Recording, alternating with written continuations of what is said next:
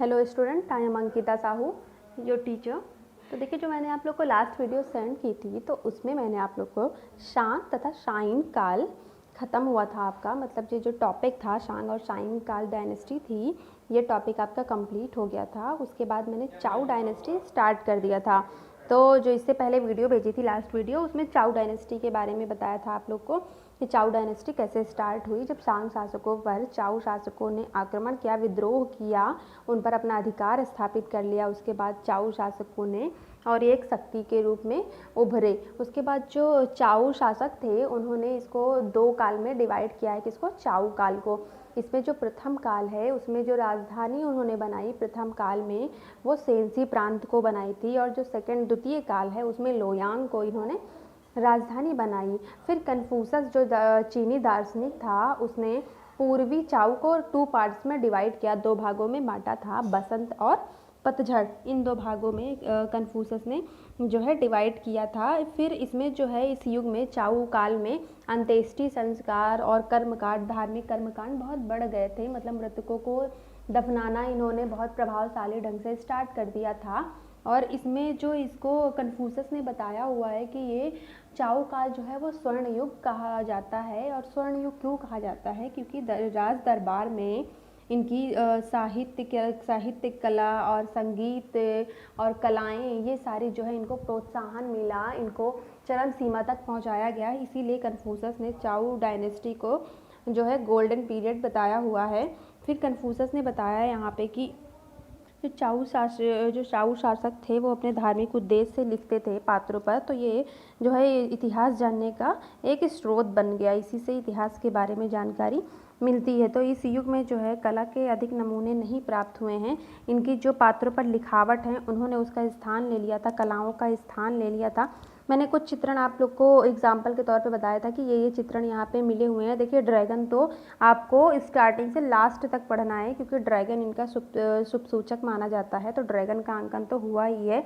और इसमें मछलियाँ भी बनाई गई थी, पीछे मुड़कर देखती हुई एक चिड़िया बनाई गई थी, और चक्करदार एक पूँछ वाला जानवर बनाया गया था, एक अलग प्रकार का वो जानवर बनाया हुआ था। तो अब देखते हैं कि इस वीडियो में इनकी कौन कौन सी कलाएँ और प्राप्त हुई हैं। अनेक पात्रों की आकृतियों के केंद्र में यांग तथा इन अंकित हैं।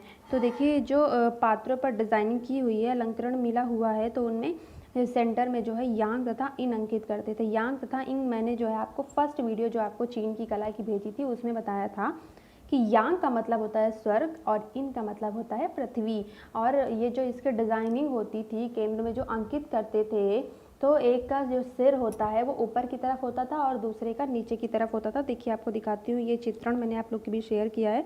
तो ये जो यांग और इंग है, तो ये देखिए, एक तरफ यहाँ पे ऊपर की तरफ है इसका सिर, और एक तरफ नीचे की तरफ है। तो ये एक चक्करदार बनाया जाता था। यांग और इंग, पृथ्वी और स्वर्ग, यहाँ पे बनाई जाती थी। चाउ युग की चीन का शास्त्रीय युग भी कहा जाता है। इस युग की कला में विदेशी विचारों तथा तकनीकों का समावेश किया गया। जो नए 12 अभिप्राय इस कला में समाविष्ट हुए, उनमें घंटा, नौका, पट्टियाँ तथा भारी अलंकरण प्रमुख है। तो देखिए, कन्फ्यूशस ने इसको गोल्डन पीरियड तो बताया ही है, चाउ डायनेस्टी को, चाउ काल को, लेकिन इसको जो है शास्त्रीय युग मतलब क्लासिकल पीरियड भी कहा जाता है चाउ युग को। इस युग की जो कला थी, उसमें विदेशों के विचार और तकनीकों का भी इसमें समाविष्ट मतलब प्रयोग हुआ है, सम्मिलित की गई हैं। और इसमें जो नए अभिप्राय, ये जो तकनीकों को अपनाया गया है, विदेशी विचारों को अपनाया गया है, इसमें 12 नए कला अभिप्राय में आए, कला में समाविष्ट हुए, मतलब उनके साथ जोड़े गए, समाविष्ट किए गए। तो उसमें इन्होंने घंटा, नौका, पट्टियाँ तथा भारी अलंकरण प्रमुख हैं। जो इन्होंने देश विदेश से कलाएं सीखी, तो उनसे इन्होंने क्या चीज़ें चित्रण की सीख के? घंटा, नौका, पट्टियाँ तथा भारी अलंकरण, ये चीज़ें बनानी स्टार्ट कर दी थी उन्होंने अपनी कला में। जब समाविष्ट किया, इन चीज़ों को जोड़ा, किसको जोड़ा? देश विदेश के विचारों और टेक्निकों को। इस युग में कांस्य पर जड़ाऊ का कार्य, इनले वर्क भी आरंभ हुआ। इसमें ज्यामितीय आकृतियां, प्राकृतिक आखेट दृश्य आदि अंकित हुए। दर्पणों के पृष्ठ भाग पर इस प्रकार की विशेष कारीगरी मिलती है। तो देखिए जो चाऊ काल था तो इसमें काल से पर जड़ाऊ का कार्य मिलता है। तो जड़ाऊ आप लोग को आई थिंक पता होगा, नहीं पता होगा तो मैं बता देती हूँ कि जो जड़ाऊ का कार्य होता है इसमें अलग से चीज़ें जो है कास्ट पर या फिर कांस्य पर, मिट्टी पर, कहीं पर भी ये जड़ाऊ वर्क किया जा सकता है, इनले वर्क किया जा सकता है। पहले इंग्रेविंग करते हैं, फिर उसमें विभिन्न प्रकार की चीज़ें चिपकाते हैं, तो उसको जड़ाऊ वर्क कहते हैं। तो इस टाइम पे क्या हुआ, जड़ाऊ वर्क भी स्टार्ट हो गया था। किस पे करते थे, कांस्य पर करते थे। इसमें ज्यामितीय आकृतियाँ, ज्योमेट्रिकल शेप्स का भी यूज़ हुआ है। और प्राकृतिक आखेट, आखेट मतलब होता है शिकार, तो प्राकृतिक आखेट का जो दृश्य है, चित्रण है, वो भी यहाँ पे सीन देखने को मिला हुआ है। शिकार संबंधी सीन जो है यहाँ पे देखने को मिले हैं। किस पे मिले हुए हैं, कांस्य पात्रों पर मिले हुए हैं। दर्पणों के पृष्ठ भाग पर इस प्रकार की विशेष कारीगरी मिली हुई है। तो देखिए जो यहाँ पे शीशे मिलते थे, तो शीशों का फ्रेम बनाया जाता था, आगे की तरफ शीशा बनाते थे और पीछे की तरफ एक फ्रेम डिज़ाइन करते थे। तो उन पे भी ये जो है जड़ाऊ वर्क देखने को मिलता है चाऊ युग में। तो देखते हैं आगे क्या है इसमें। हम देखिए कन्फ्यूशस ने जो है 2 भागों में पूर्वी चाऊ को डिवाइड किया था। तो वो बसंत और पतझड़ मैंने आप लोग को बताया था। तो बसंत और पतझड़ के बारे में यहाँ पे थोड़ा सा डिटेल में पढ़ेंगे कि क्या है, क्योंकि कन्फ्यूशसवाद कई बार और कन्फ्यूशस के बारे में लिखने को आ जाता है चाऊ डायनेस्टी के अंतर्गत, और ये नहीं देते हैं कई बार क्वेश्चन कि चाऊ काल के बारे में लिखिए, बस वो कन्फ्यूशस के बारे में पूछ लेते हैं। तो कन्फ्यूशस का बसंत तथा पतझड़ युग देख लेते हैं, जो 722 ईसा पूर्व से 481 ईसा पूर्व तक चला था। चाऊ शासनकाल के अंतर्गत बसंत तथा पतझड़ के युग में चीन में लोहे का प्रयोग हुआ और खेती के सुधरे उपकरण प्रयोग में आने लगे।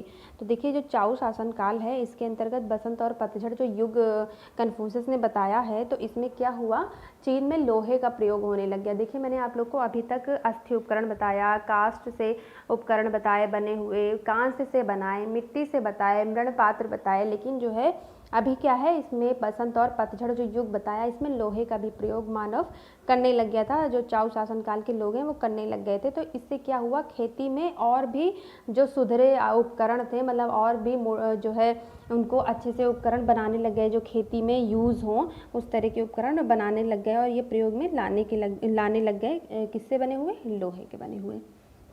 प्रसिद्ध चीनी दार्शनिक कन्फ्यूशस इसी युग में हुआ, जिसने अपने समय से पूर्व के समस्त ज्ञान का संकलन किया, जो अब तक केवल ऊंचे राज्य के अधिकारियों तक ही सीमित था। अब देखिए जो प्रसिद्ध दार्शनिक कन्फ्यूशस है, तो बताया मैंने आप लोगों को कि कन्फ्यूशस जो है वो चीनी दार्शनिक था। तो इसने क्या किया, इस युग में चाऊ काल में इसने जो पहले का ज्ञान था, पूर्व ज्ञान था, सारा समस्त ज्ञान था, उसको एकत्रित किया, संकलित किया अपने, मतलब जो इसका ज्ञान था उसमें उसको सम्मिलित किया। तो संकलन मतलब होता है एकत्रित करना, तो ज्ञान को उसने एकत्रित किया। और वो जो ज्ञान था, पूर्व ज्ञान था, वो उस टाइम पे बस उच्च अधिकारियों तक ही सीमित था। तो इसने उन सब चीज़ों को एकत्रित करके अपने ज्ञान के भंडार में उसको सम्मिलित कर लिया। कन्फ्यूशस ने इस ज्ञान को प्रत्येक जिज्ञासुओं को देने की घोषणा कर दी।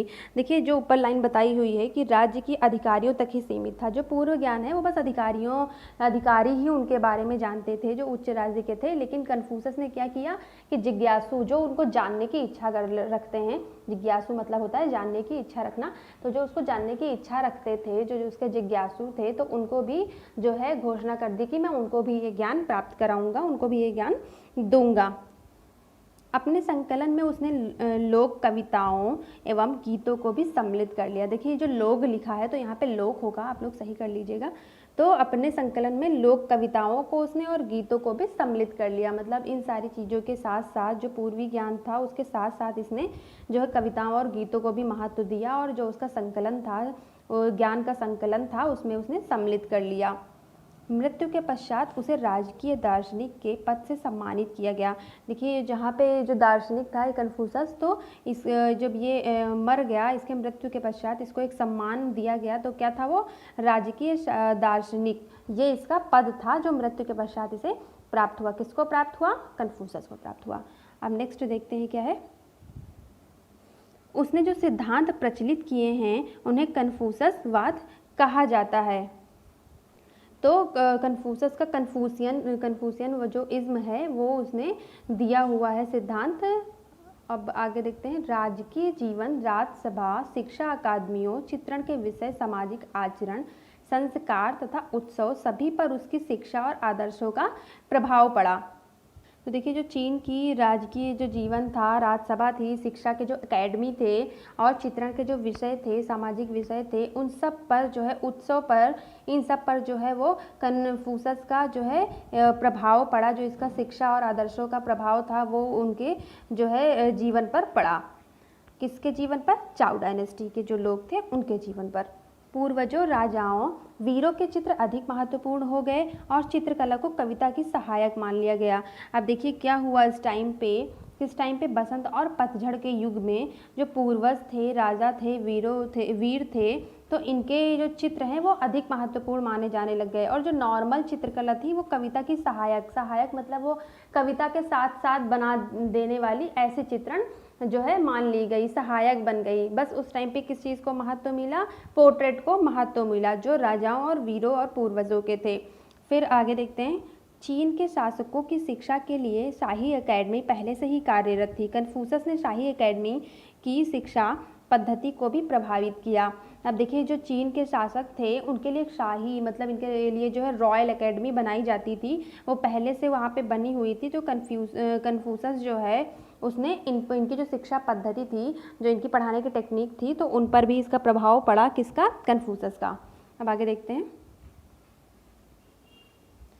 व्यक्ति की शिक्षा के लिए उसने जो पाठ्यक्रम निर्धारित किया उसमें निम्नलिखित 6 कलाओं का समावेश किया। अब देखिए उसने जो बताया मैंने अभी कि शिक्षा पद्धति पर इसका प्रभाव पड़ा, तो उसने जो है जो उनका सिलेबस था तो उसने जो निर्धारित किया उसमें 6 कलाओं का भी समावेश किया। मतलब जो कलाएं चल रही थी उसमें और इसमें 6 कलाएं जोड़ दी। तो देखते हैं इसमें कौन कौन सी पाठ्यक्रम सिलेबस में उसने कलाएं जोड़ी थी। किसने? कन्फ्यूशस ने। फर्स्ट है ली में आता है धार्मिक अनुष्ठान, मतलब धर्म से रिलेटेड जो भी चीज़ें हैं, रिलीजियस से रिलेटेड जो भी चीज़ें हैं वो सारी किस में आती थी? ली, धार्मिक अनुष्ठान। और सेकंड थी इसकी यूएह में क्या है? संगीत। अब देखिए हमारे यहाँ पे तो संगीत बोला जाता है, लेकिन चीन में यूएह बोलते हैं संगीत को, और ली को बोलते हैं धार्मिक अनुष्ठान। तो ये सेकंड है आपका यूएह। और थर्ड है सिंह, तो सिंह का मतलब हुआ कविता, तो इसने थर्ड जो है कविता को भी जोड़ा। और फोर्थ है शू मतलब होता है राजनीतिक लेखन। और फिफ्थ थी इसकी रथ विद्या। और सिक्स थी इसकी जो है धनुर्विद्या, मतलब होता है जो धनुष बाण चलाना सिखाते हैं तो उसको धनुर्विद्या कहते हैं। और रथ विद्या भी इन्होंने जो है उसमें सिखानी स्टार्ट कर दी जब कन्फ्यूशस ने इसको पाठ्यक्रम में जोड़ा, इन 6 कलाओं को। तो ये भी वहाँ पे जो है कलाएँ सिखानी स्टार्ट कर दी थी व्यक्तियों के शिक्षा के लिए।